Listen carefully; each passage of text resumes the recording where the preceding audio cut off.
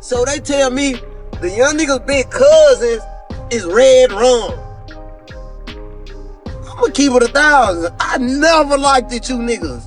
I ain't never like nigga from the first yo got a bad nigga get on there all this twerking the things and shit. All that shit, man. I ain't never like a nigga for. Pooh Shiesty ain't even been home a full week, and already some new footage just reignited his oldest, deadliest beef. But here's the twist: that clip didn't resurface by accident. Somebody planted it, timed it, and let it explode. What happened next? Fans divided, Big Boogie silent, and Memphis right back on edge like nothing ever changed. And trust me, this moment might shift the whole landscape for both of them. Let's break it down. Viral resurrection. The clip popped up like a ghost, grainy, random, uninvited, carrying 4 years worth of old tension back into the present. It came from a 2020 Instagram Live, back when Pooh Shiesty was still becoming the menace the streets knew he'd be. No PR team, no label polish, just young Shiesty, raw, reckless, and fully tapped into that demon energy. He leaned toward the camera with that signature smirk, the one that said everything before the words even left his mouth. "I ain't never like that, Nen. Hey Boogie," he snapped. And just like that, the 2025 algorithm grabbed it, flipped it, and looped it like a fresh war cry. The timeline erupted, old wounds reopened, and a new wave of chaos started brewing. Where your beef come from, big bro?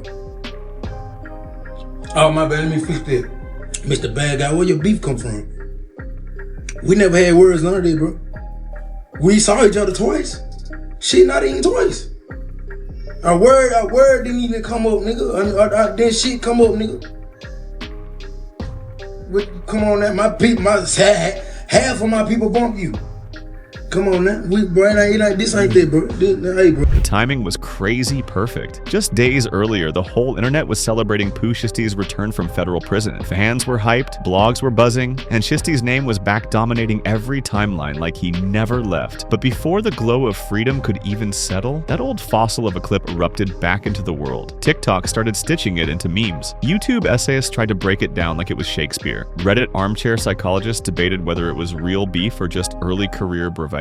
But underneath all that noise, one message was crystal clear. The Shiesty versus Big Boogie narrative had just been resurrected. And in Memphis, a city where rap beefs don't just trend, they spill into the streets. That clip hit like a flare in the night. A reminder that street code don't expire just because somebody served their time. The city instantly split back into camps. 1,017 loyalties versus CMG loyalties. Everybody had an opinion, and everybody swore their side was right. Some folks shrugged it off as old talk. Others whispered darker theories that Shiesty was sending a coded message, testing the waters, or re-establishing post-prison dominance. Local blogs like Flex News called it a calculated resurrection, while fan pages insisted someone from Shiesty's old circle leaked it on purpose. Meanwhile, Big Boogie's silence was louder than anything else. The CMG artist, usually open, emotional, and quick to speak his mind, didn't say a single word. No subtweets, no IG rants, no sneak disses in a freestyle, nothing. And because silence is a vacuum, fans filled it with theories. Was Boogie plotting a response track? Was he choosing peace? Or was this the calm before a Memphis monsoon? Nobody knew because Boogie wasn't saying a thing. Not yet. For now, the clip had done what the internet always does best: turn history into hysteria and tension into traffic. Hey man, you can't be doing it, man. You talking about you make 8K a day? I make 20 a day. Every morning my eyes wake up. Every morning.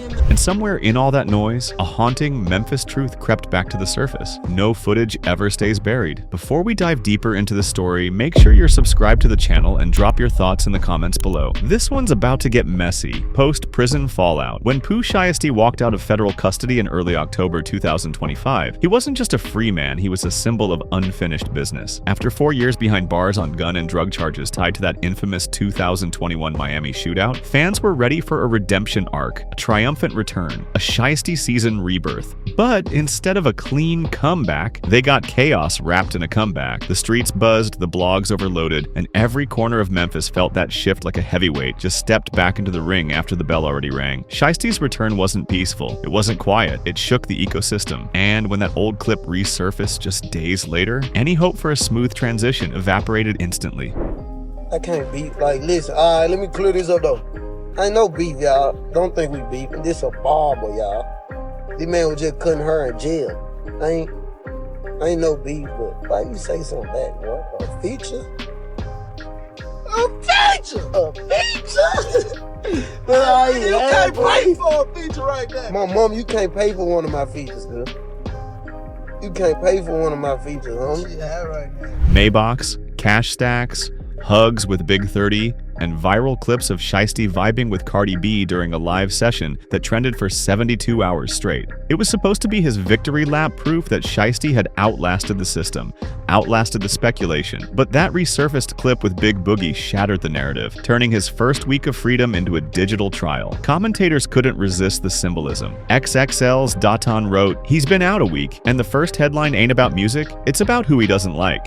Fans debated whether Shiesty orchestrated the clip's return himself, maybe as hype for his rumored 2026 album, maybe to settle old scores. His dormant beef suddenly mattered again. In Memphis's rap ecosystem, alliances run blood deep, and betrayals never fade. Shiesty's loyalty to Gucci Mane's 1017 camp historically positioned him opposite Yawadi's CMG, and by extension, Big Boogie. Their feud wasn't just personal, it was territorial, symbolic, and explosive. Even though Shiesty's camp denied leaking the footage, fans noticed how perfectly it aligned with his first post-prison moves. Reconnecting with Big 30, reasserting dominance, and dropping subliminals in new freestyles that nodded to old ops watching his rise. But beneath the bravado, there was exhaustion. Prison doesn't just freeze time, it ferments grudges. Every bar Shiesty spit before incarceration, every comment Boogie made since now sounded like prophecy replayed. The irony? Both men claim they've moved on, but the internet refuses to let it go. Jack was doing in the back of it, I'll pull up. The bag gonna blow. So when that clip hit feeds again, the fallout wasn't just digital, it was emotional. For fans, it was nostalgia, a throwback to the chaos of early 2020s trap beefs. For Shiesty, it was, and for the city of Memphis, it was a harsh reminder. Freedom and peace don't always arrive together. Boogie's balance. While the internet dissected every twitch, every smirk in Shiesty's viral clip, Big Boogie stayed still the calm in the hurricane. The Orange Mound native, real name Jonathan Adams, has weathered enough storms to know that silence can be the deadliest power move. But his fans, they wanted answers. They wanted reaction. They wanted movement. And the streets were watching, waiting to see if the quiet would explode or stay unshaken. Just getting out and in like a couple weeks now, I got a big fan base. Yeah. And like and everybody fuck with Boogie. You said even though they You said that on the video yeah, too. even everybody fuck with Boogie. Yeah. Who don't fuck with Boogie? If you don't fuck with Boogie, that's weird because I never had beef with nobody in Memphis. Like I never exchanged shots from people in Memphis on no real beef battle, bloodbath type shit. Mm-hmm. And nobody never smacked me. I never did harm nobody on no hating shit, no nothing. Mm-hmm. So like no disrespect to him and none of this shit, but in a recently re-uploaded interview clip by blogger Pharaoh, Big Boogie finally addressed the elephant in the booth, the supposed beef with Pooh Shiesty. The footage was almost lost to time. Pharaoh admitted he forgot to hit record during their first conversation, a rookie mistake that became legendary when Boogie's fans started demanding the truth. When the proper footage finally aired, Boogie's tone was measured, almost weary. "I don't know him. He don't know me," he said, eyes steady on the camera. "I seen him when he first got signed with Gucci, told him, 'Congrats. Ain't no hater in me.'" Then came the twist that deflated years of online myth-making. The whole thing was over a fake page. Somebody out here was pretending to be me. I ain't never played like that. That statement reframed everything. What the internet had treated as hostility might have been nothing more than a misunderstanding amplified by fans and fakes hungry for clicks. Boogie explained that at the time, he wasn't trying to clear anything up because people believe what they want to believe. Energy spent defending your name online? Energy wasted. But even in his calm, reflective tone, there was a warning. It's 1,000 ways to die and 1,000 ways to get some money. So why would I play myself out my position? The message was clear. Boogie's not ducking. He's just not diving into drama either. Yet the contrast was poetic. Shiesty's first post-release move? Viral conflict. Boogie's calm reflection. Once seen as mirror images of Memphis grit, the two artists now embody opposite philosophies, aggression versus ascension. And in that opposition, the tension remains electric. I don't even got shit to say because it ain't nothing to say. It ain't nothing to say, bro. Like, it ain't nothing to say, bro. It ain't shit to say. I'm not finna... Why would I say something about Mr. Pooh Shiesty and we never had word, bro? Like, what? I'm not finna say nothing about you. I'm not finna say nothing about Chopper Gang. I'm not finna say nothing about nobody. I'm not finna say nothing about none one of you niggas, bro. Cause get what? Where's the problem? What's the problem?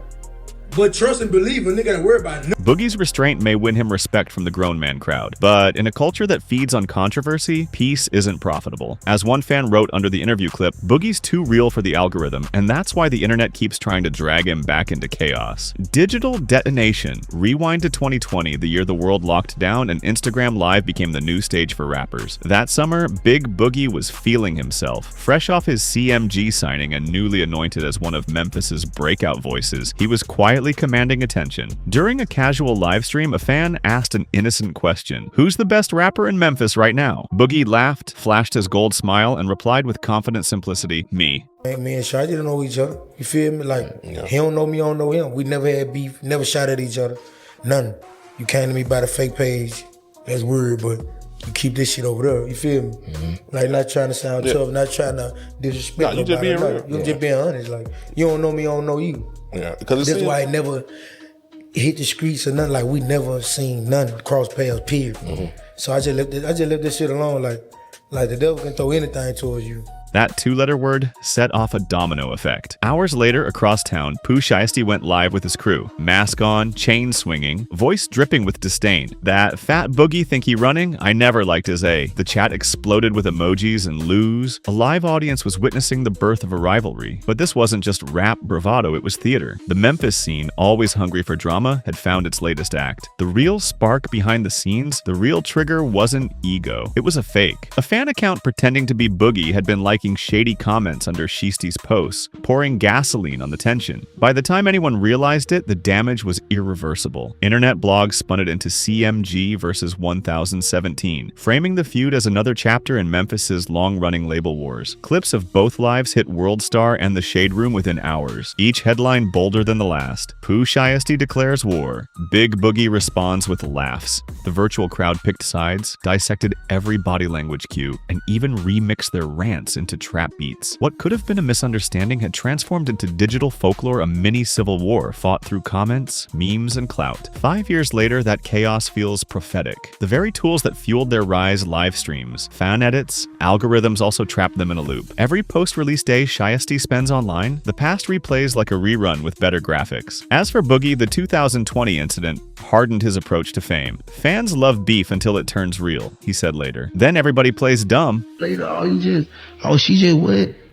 Oh, she getting exposed, he getting exposed, oh, he what? The digital detonation didn't just shape their careers, it rewrote the Memphis playbook. In an age where perception equals profit, even silence becomes suspicious. And now, with both men navigating their prime, the internet has once again become the battlefield. Same platforms, same cities, same energy. History, it seems, never logs off. Label lines. In Memphis, beef isn't just personal, it's institutional. The feud between Pooh Shiesty and Big Boogie sits on top of decades of tension between two empires. Gucci Mane's 1017 Records, Yawadi's CMG, Collective Music Group, both built their dynasties from street legends and survivor energy, turning real-life hustles into million-dollar labels. But where money multiplies, pride comes at a cost. Hey, leave on your side. Get about the side. You talking about 7, 8,000, nigga? We get that feature. We just got it on the feature. Stupid ass nigga. They make that. Man, I ain't make that on. We just made it on the feature. Stupid ass nigga. Listen, nigga, I just made. I ain't gonna even say that, but listen, on my mama, these people, my artists make that much off a feature, nigga. You ain't shit. You can't even pay me. When Shiesty signed with Gucci in 2020, he wasn't just joining a label, he was pledging allegiance. 1017 had long been the spiritual rival to CMG, and fans read the move as picking sides in a Cold War that had already claimed its cultural casualties. Meanwhile, Boogie's own signing with CMG that same year positioned him as Yawadi's golden child, loyal, lyrical, and clean-cut compared to his rivals. So when the 2020 live stream incident erupted, it was never just about one comment. It became a proxy war. Gucci's proteges reposted Shiesty's clip with laughing emojis. CMG affiliates threw subtle shade back with lines like, "We don't talk, we chart." What started as online banter mutated into label strategy. Radio DJs pitted 1017 tracks against CMG hits during Memphis drive hours. Venues quietly refused to book both rosters on the same night. Shiesty's 2021 arrest pressed pause, but the silence didn't erase the rivalry. When he dropped Federal Contraband 3 from behind bars, the cover art featured masked faces and cryptic references to industry ops fans knew exactly who he meant. On the other side, Boogie leaned into healing narratives, releasing Mental Healing Hoodie, a soulful record about trauma and growth that subtly painted him as the anti-Shiesty. Now, with both artists poised for 2026 album drops, the old label lines glow neon again. Shiesty's team hints at a Gucci collaboration, while Boogie's camp teases a CMG Unity concert. The streets are watching, speculating. Could they ever share a stage? Realistically, not likely. Memphis may be small, but its pride is massive. In the land of Trap Kings, peace is seen as weakness, and label loyalty doubles as armor. Until that changes, Shiesty and Boogie remain two generals in the same city, divided by contracts, history, and the ghosts of every beat that ever carried a disc. Not finna, look, fuck what he talking about. Fuck the negative, fuck all that. That motherfucker ain't gonna fuck with me, bro. I'm just gonna keep it at that, bro. Motherfucker ain't gonna fuck with me, bro. God bless you,